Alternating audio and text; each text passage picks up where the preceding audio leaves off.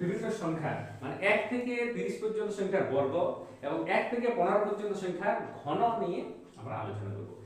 আমাদের প্রিয় ছাত্রছাত্রীরা যদি এই বর্গ এবং ঘন এটা বিভিন্ন অঙ্কতে আমাদের কাজে লাগে, এটা তারা যদি মুখস্থ করে দেয় প্রথম থেকেই, তাহলে কি হয় আমাদের ক্লাস 7, 8, 9, 10 আর কোনো অসুবিধা অঙ্কের ক্ষেত্রে অন্তত সংখ্যা তত্ত্ব যেগুলো থাকে সেগুলো আর দরকার হয় না। তাই আমি বলবো ছাত্রছাত্রীদের এটা ক্লাস 5, 6 থেকে আমাদের 1 থেকে 30 পর্যন্ত বর্গ এবং 1 থেকে 15 পর্যন্ত ঘন মোটামুটি তারা যেমন মুখস্থ করে। তাহলে আমরা আজকে এই যে 1 থেকে 30 পর্যন্ত বর্গ সম্বন্ধে একটু লিখি। হ্যাঁ, 1 এর স্কয়ার যেমন 1 গুণিত 1 এটা সমান হয় কেমন 1, হ্যাঁ 1।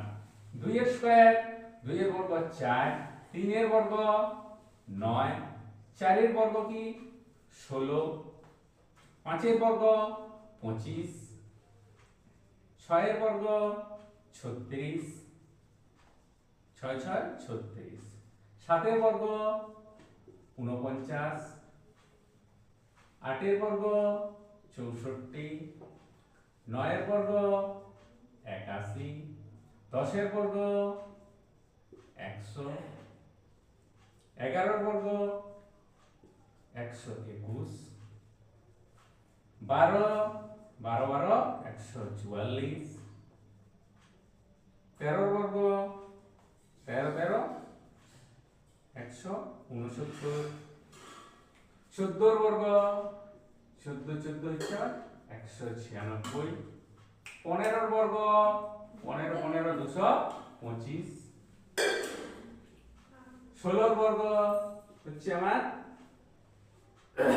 256, 16 16 256, 17 বর্গ 17 17 289, 18 বর্গ 18 18 কত 324, 19 এর বর্গ 19 19 361, 20 বর্গ 20 20 400, 20 বর্গ 400। তাহলে এই পর্যন্ত হলো আবার কি 20 বর্গ। আমরা আজ বলেছি 30 পর্যন্ত বর্গ লিখব, এবং সেটা আমার যে ছাত্রছাত্রী আছে তারা যেমন সেটা বারবার লিখে লিখে এখন থেকে কি করে সেটা ক্লাস 5 6 থেকে সেটা তারা যেমন মুখস্থ করে দেয় এবং বারবার তারা যেমন প্রত্যেক দিনই এটা নিয়ে চর্চা করে, তাহলে তাদের কি হবে আর কোনো সেটা সম্বন্ধে অসুবিধা হবে না। তারা যখন উঁচু ক্লাসে উঠবে তখন তাদের আর কোনো বর্গমূল নির্ণয় বা বিভিন্ন অঙ্ক সমাধানের ক্ষেত্রে তাদের কোনো অসুবিধা থাকবে না। 21 এর বর্গ 21 21 441, 22 এর বর্গ 22 এর স্কয়ার 22 গুণিত 22 484, 23 এর বর্গ মানে 23 ইনটু 23 23 23 হচ্ছে আমার 529, 24 এর বর্গ 24 ইনটু 24 মানে 24 এর স্কয়ার 576, 25 এর বর্গ 25 25 হয় আমার 625, 25 25 625, 26 এর বর্গ 26 ইনটু 26 মানে হলো 676, 27 এর বর্গ 27 ইনটু 27 মানে হলো 729, ঠিক আছে। 28 এর বর্গ 28 ইনটু 28 এটা হলো কি আমার 784, 29 এর বর্গ মানে 29 ইনটু 29, ঠিক আছে, সমান হয়ে গেল 841, 30 এর বর্গ 30 ইনটু 30 তাহলে 3 3 9 900। ব্যাস এই পর্যন্ত হয়ে গেল আমাদের স্কয়ার বা বর্গ নির্ণয় করা। এই বর্গ নির্ণয়গুলো কি করব আমরা মুখস্থ করে দেব এবং বাচ্চাদেরকে কি করব বারবার সেটা কি করব লিখাবো এবং প্র্যাকটিস করাবো, তাহলে কি হবে গার্জেনদের কাছ থেকে সেগুলো তারা মুখে মুখে শিখে যাবে, নামতার মতন মুখস্থ হয়ে যাবে। হ্যাঁ, নামতার মতন তাদের সেটা মুখস্থ হয়ে যাবে। হ্যাঁ, এরপর আমরা কি করব ঘন নির্ণয় করব। হ্যাঁ, ঘন বলতে তাদেরকে শিখতে হবে 1 এর কিউব মানে 1 গুণিত 1 গুণিত 1 মানে হয়ে গেল কি আমার একই হয়। হ্যাঁ 1, 2 এর কিউব হয়ে গেল 8, 3 এর কিউব 27, 4 কিউব 64, 5 কিউব 125,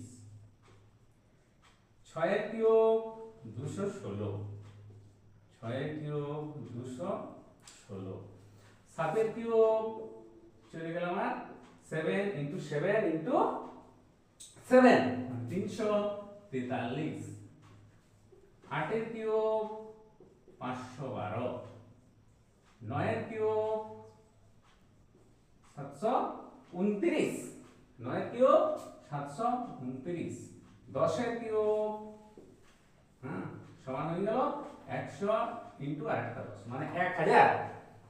এই পর্যন্ত আইলে তারা সুন্দর একটু মজা হবে 10 কিউব পর্যন্ত আশা করে। হ্যাঁ, তারপর আবার আছে আমার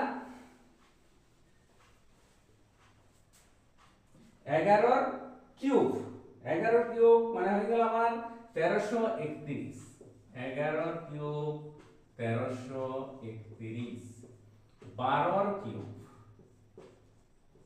12 কিউব হয়ে গেল আমার 1728, 1728, 13 কিউব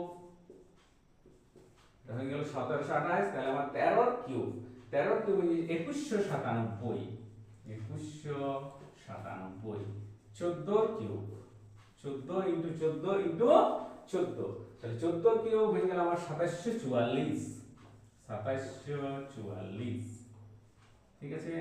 15 কিউব 15 ইনটু 15 ইনটু 15 মানে 225, 15 15 225 গুণিত 15 সমান হয়ে গেল 3375।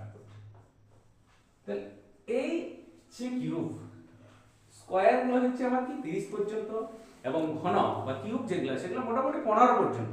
এটা আমরা কি করব প্রত্যেক দিন আমরা অথবা একদিন ছাড়া ছাড়া এটা কি করব আমরা লিখে প্র্যাকটিস করব, বারবার লিখব এবং সেটা প্র্যাকটিস করব। তাহলে কি হবে এই বর্গমূলের অঙ্ক বা বিভিন্ন সমাধানের অঙ্ক আমাদেরকে কি করতে হবে দেখতে হবে, কিছু গুণ এটা মুখে মুখে আমাদের হয়ে যাবে। হ্যাঁ, তাহলে এগুলো আমরা প্র্যাকটিস করতে থাকবো।